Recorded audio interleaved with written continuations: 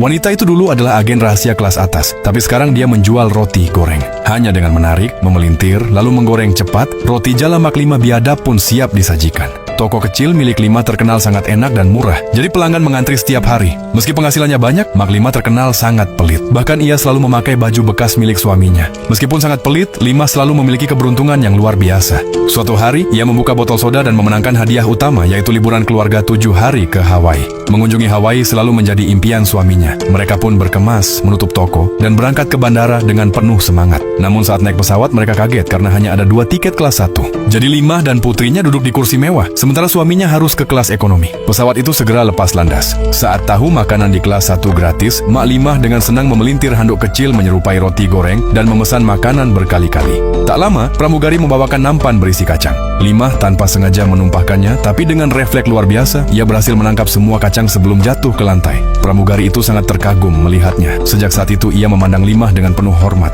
Sejak kecil, ia bercita-cita menjadi agen rahasia. Melihat refleks Lima, ia yakin Lima mempunyai latar belakang luar biasa. Ia bahkan bertanya apakah Lima bekerja untuk agen nasional dan memohon untuk dijadikan murid. Lima pun malu dan menyangkal bahwa dia warga biasa. Dia mengaku itu semua karena terbiasa membuat gorengan setiap hari. Ketika dia menolak untuk menjadi gurunya, pramugari itu pergi dengan kecewa. Lalu berjanji setelah penerbangan ini, ia akan membuka kios rotinya sendiri. Sementara itu, Lima yang kekenyangan akibat terlalu banyak makan merasa sakit perut dan bergegas ke toilet. Tepat saat itu, sekelompok penjahat masuk ke kabin. Mereka menyandera pramugari, mengeluarkan senjata, dan mengambil alih pesawat. Dengan ancaman, mereka memaksa masuk ke kokpit dan merebut kendali. Anehnya, mereka tidak tertarik pada uang ataupun melukai penumpang.